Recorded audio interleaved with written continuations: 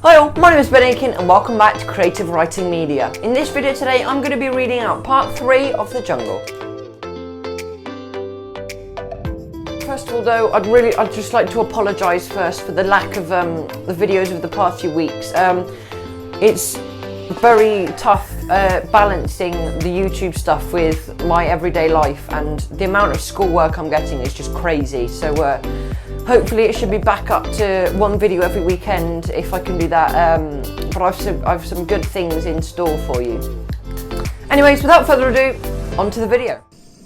When Tando and Bob reached the bottom, the temperature started to increase dramatically.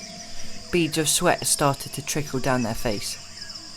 Bob was sitting on a rock with his shoes off, wringing his socks out. Sweat slowly trickled out of them. Tando gagged and looked away. The smell was rancid. Tando would not be surprised if half the jungle withered away and died. He'd just given up on trying to tell him what to do and what not to do. He just tried his best to phase him out.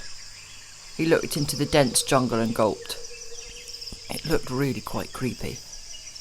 Tando called back to Bob. Bob, can I have the machete? Bob gulped.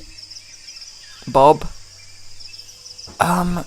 Tando, I remember you saying you would bring it. Uh-oh. He must have phased out and agreed to something he didn't realise. Well, that just thoroughly ruined his day. They would now have to stumble and forage through the jungle without making a clear path. He suddenly felt the urge to go it alone. He was fed up with always being in the wrong place at the wrong time. So, without a word, he left Bob all alone, sat on his rock. He didn't need him. He could do this all by himself. He set off into the unknown. Fernando was in a pretty dire situation. He was sat in a cold, dark cellar underneath the tavern, handcuffed to a wall with a metal pan underneath the framework for a bed. I'm sorry, but I can't have you risking lives that ain't yours. You need to stay here until lockdown ends. Everyone in here has got it. We all flock together at the end of a hard working day and party all night to forget that we aren't allowed to leave this village. You didn't heed the warning, so you have to stay down here. I'm sorry. Fernando knew that he should probably look at the signs before entering. He was just so mesmerised by the natural beauty of the place. He had to get out. He needed to get the gold and then get out of this jungle. He heard sneezing and coughing from all the cells as they echoed and bounced off the cracked walls. He had to find a way out of here. That was when he spotted through cell bars somebody with a ring of keys quietly unlocking himself from his cell. Yeah, Tando really couldn't do it by himself. He had spider bites and mosquito bites, about every bite you could possibly get in this jungle. He had been stumbling around blindly in the dark for about 3 hours now. He forgot to bring food, and as a result he was starting to feel extremely lightheaded. The jungle was a cacophony of terror and pain. Thank goodness the jungle floor was soft and poofy with rotting leaves for when he fell asleep. He woke with a start, and it was still night. A dark figure stood over him, with a makeshift machete in his hand. He didn't speak. He only stood in silence, with rage radiating off of him. Adrenaline pulsed through his veins. He tried to scramble away, but his body was so exhausted he couldn't move a muscle. Then the figure held out his hand. Hello, Tando. A squeaky voice spoke. Fernando whispered loudly. Hey, over here. The man with the keys jumped out of his skin and almost bumped his head on the ceiling. Don't speak to me.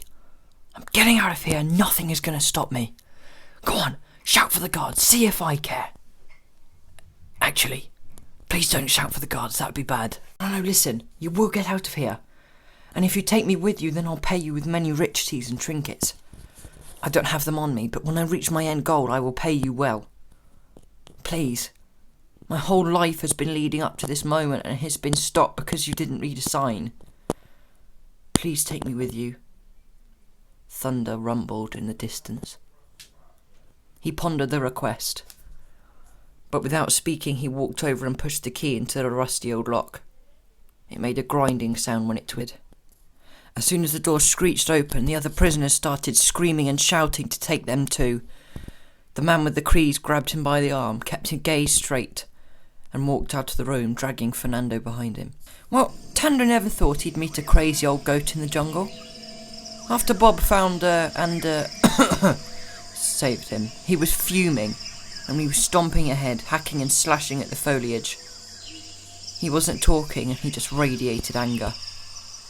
Tando walked sheepishly behind. It was like he was a puppy who was being punished. He felt very stupid. Bob's face was contorted with rage. His lips were pursed and his eyebrows were furrowed. Then he got hit by the goat. The horns jabbed into Bob's side and he crumpled into the ground. Tando's jaw dropped and he started to sprint away from it. The goat had sparkling golden horns that glistened in the spots of light that shone through the thick canopy. The gold was starting to creep down the goat's face, webbing out across his cheek and down into his mouth. It looked like the facial features that were covered in gold were frozen solid. The other eye was open, with the horizontal rectangular pupil staring up into the canopy. The other eye was staring right ahead into his soul. Tando's black hole of a heart started to beat faster and faster. The goat lowered his head and charged at Tando. Using his huge brain, he didn't jump out of the way, but ran in the same trajectory of the charge. Of course he couldn't outrun a goat, infested with gold, and so he got knocked in the back and fell to the ground. The leaves felt like they were greeting his face again, from the last time he was asleep on the floor. The goat had stumbled off, shaking his head. Tando knew he had about 10 seconds before he charged again. He remembered that Bob had bought his machete. This was his only chance. His heart still beating fast, he got up and sprinted as fast as he could towards Bob's unconscious body. He stumbled and tripped somehow, but he still reached the body. He reached it into the backpack and drew out the machete and pointed it straight at the goat's face. The goat's golden eye gazed into his soul once more. This time, Tando saw it coming. He lowered his head and raised his machete and braced himself. Right, so there we have it. That was part 3 of The Jungle. I really do hope you enjoyed that episode. Next weekend, hopefully I should have part 4 out. That might be the end. I'm not sure. I haven't finished writing the whole story out yet. We'll just have to see. Again, I'm very sorry for not uploading anything over the past few weeks now, but hopefully I can get back on top of it. Yeah, I want to thank you all very much for watching, and I will see you in the next episode of C.W.M. Bye!